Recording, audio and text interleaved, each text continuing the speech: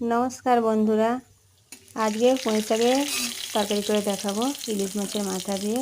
তার জন্য কড়াই তেল দিয়ে নিয়েছি 5 ফোড়ন আর তেজপাতা, তার মধ্যে দিয়ে দিচ্ছি পুঁই ডাঁটা আর দিয়েছি বেগুন আর কচু আলু দিয়ে ভালো করে টকে নিয়েছি। এখানে জিরে, মৌরি, সর্ষে, আদা, শুকনো লঙ্কা, হলুদ, নুন দিয়ে এবার ভালো করে কষিয়ে নেব।